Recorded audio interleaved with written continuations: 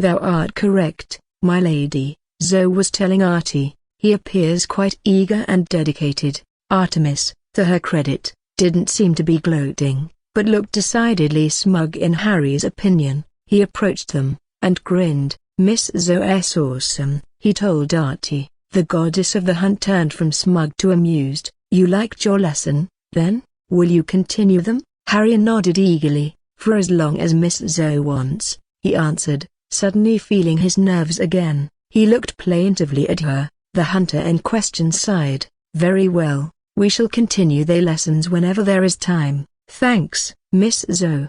The boy shouted. "Thou art welcome," she just answered. "Maintain thy attitude, and there will be no issue." Harry just grinned, before realizing that the sun was setting. He hadn't realized how much time he had spent in the woods with his new teacher, but now that he saw the sun he realized how late it had gotten. "Oh no, I should head back," he said, slightly urgently. "Before Hestia gets worried, she likes to check up on me." Artie looked amused again. "I found it best not to upset Aunt Hestia." "I agree with you," she told the young boy. Harry hugged his second favorite goddess. "Thanks for everything, Artie." "You're welcome, Harry," she said, breaking the embrace. Harry turned to Zoe. "Hug?"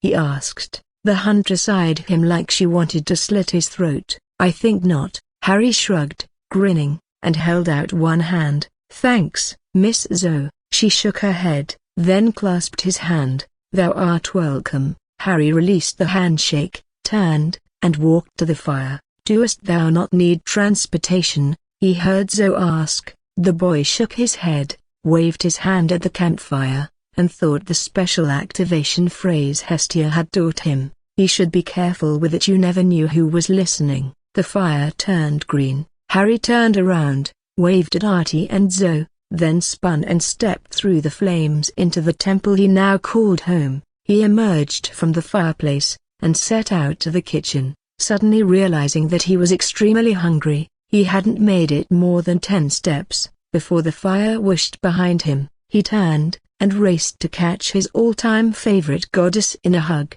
"Hi Hestia." "Hello Harry," the kind goddess replied, giving him an amused smile. "Did you have a good time with Artie and her lieutenant?" Harry nodded enthusiastically. "Miss Zoe's awesome. She speaks like before spelling was invented. It's great fun." Hestia smothered a laugh, knowing how the hunter would react to such an admission. She was prickly about the English language, and how often it changed. "So you learned a lot, then?"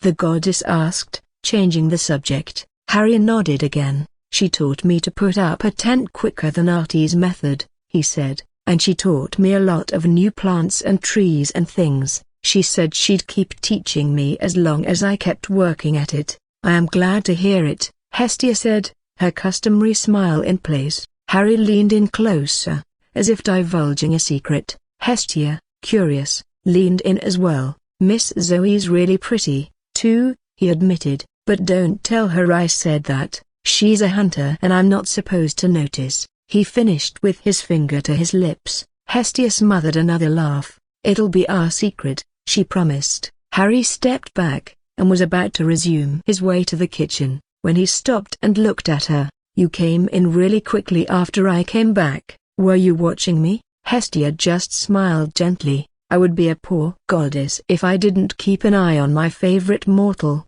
she replied. Her smile widened slightly. "Besides, I don't have to watch you when you're coming home through the hearth, because you're the goddess of the hearth and you know what happens with one," Harry said, remembering. Hestia nodded. "Exactly," she smiled.